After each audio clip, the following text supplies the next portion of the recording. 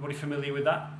I am, but I haven't actually been trained in it. So, Not in that sense. from what you understand about NLP, does what we've been saying about people being emotional beings have any resonance for you there? Partially. The one thing that did strike me, and it's the sense of that we have in our brains mirror neurons. So if you sneeze, somebody else sneezes. Basically, yeah, the yawn is the classic one. You're able to mirror it. I should point out in my family we have low empathy ratings, so I don't seem to react to other people as badly. So I have to consciously think about empathy. What, low empathy in this room? No. Exactly. Well, this is one of the things about rationality I was thinking about. If we made truly rational decisions, that would be almost free market capitalism, as in complete selfish actors, completely separated from each other. And then you could go beyond that towards the idea of enlightened self-interest. I don't screw you because it's better for me. But it's whether it's emotional decision or empathic decisions. You know, do you buy from a company as an emotional, oh, I must have that, or because you think the company embodies some of the same shared values that you have? Do I choose a political party because they're the shiniest and I feel like that's shiny, or do I choose it because, you know, I believe they represent me or are the closest to my values?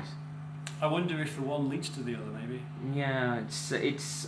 I'm not sure if it's kind of the second step, but it's kind of empathy as a general thing. It's one of those odd ironies that I think if we had truly rational actors, we'd probably have worse decisions in certain ways and better in others.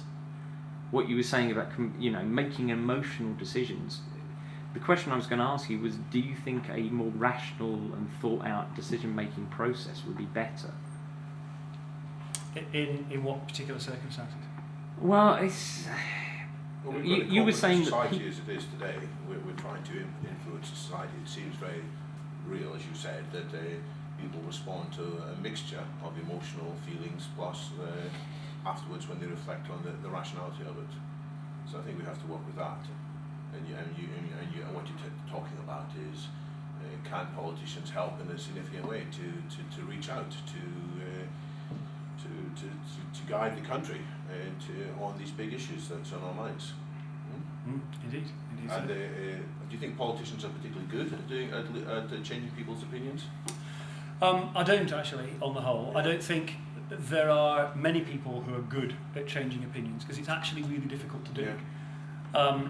What tends to happen with politicians is they will use third parties to spread a message, to spread an idea, to get people talking about it, to get the debate going. And if they spot that the debate is going in one particular direction, they will then hook into that and say, yeah, this is what we should do, this is part of our plan, and look, it's supported by all these guys.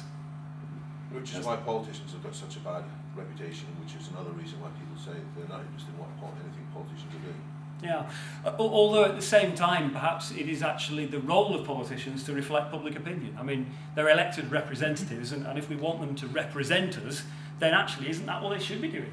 To wait until there is a groundswell of opinion, or at least a significant minority of opinion that wants to go in a particular direction, and then say, yeah, that's our direction, so follow us. You know, you'll have heard the phrase, I must follow them for I am their leader. And that's, you know, to a large extent how it works, certainly in the UK at least anyway, and I think probably internationally. But I don't think that's how society perceive it to work, and it's kind of implicit in the statement like that. Can politicians prepare society? As in, politicians need to do something, you know, to drive society. Yeah. And again, it's conflation between the two. But I think people kind of look, especially at times of crisis, towards the politicians. And you have to ask the question of whether the politicians should be looking towards the society, or whether there's kind of the link. It's one of those. It's like David said about rationality and sort of emotion and rational afterthought. Yeah. Well, of course, the majority of people actually, frankly, aren't that bothered about what goes on in the world. I mean, let's look at the situation. By many accounts, the greatest threat to civilization as things stand is man-made global warming. I mean, that's the majority scientific opinion. There will be plenty of dissenters, there'll be plenty of people who say that's not the case. But on the whole, the majority opinion amongst the leading scientists in the world is certainly that there is global warming, and it is almost certain that it is man-made. well, how many people are actually doing anything about that? How many people have made significant changes in their lives? You know, there's not really very many, and yet the scale of that threat is almost impossible to imagine if it turns out to be genuine, and most leading scientists think it is. So the majority of people probably aren't that bothered, and therefore most of the time in a liberal society such as the one that we live in, you can generally do whatever you want to do, and as long as you're not causing harm to anyone else, it's not a problem. I think it becomes a problem though when you start having to look at some of the medical ethics, what some of the possible solutions to some of our health problems involve pushing the boundaries of medical ethics, and that's where actually people do start to care, or at least there are a sufficient number of people in the minority that are very vocal about it that it becomes an issue. I'd like to use an example as well of how you can combine the rational and the emotional arguments in order to achieve a particular outcome. I think, just to summarise though, when you're dealing with the politicians, sure, you need to use rational arguments so that they come round to your point of view, so that they understand what the case is.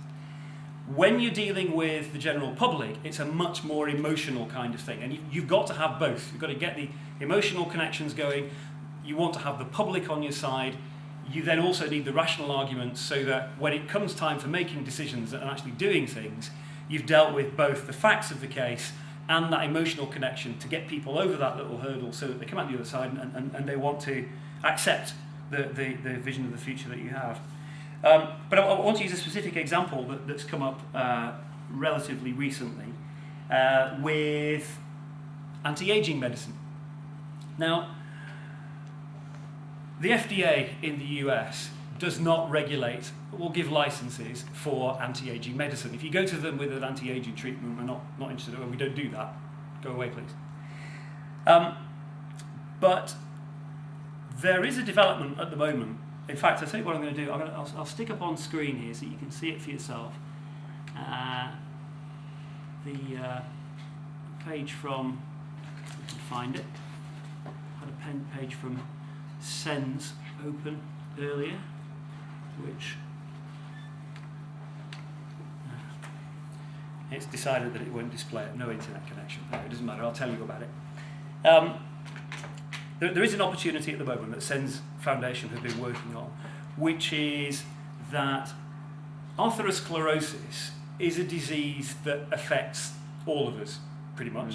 More or less all of us suffer with atherosclerosis, well, at least we all have it going on in our arteries. You know, the deposition of fats and other substances in the arteries, which most of the time, say you don't suffer with it because it doesn't affect you from day to day. We've all got it now. We've all got this stuff lining our arteries. It's not affecting us because there's enough space in the artery for the blood still to get through. But what can happen is a chunk of that can come off.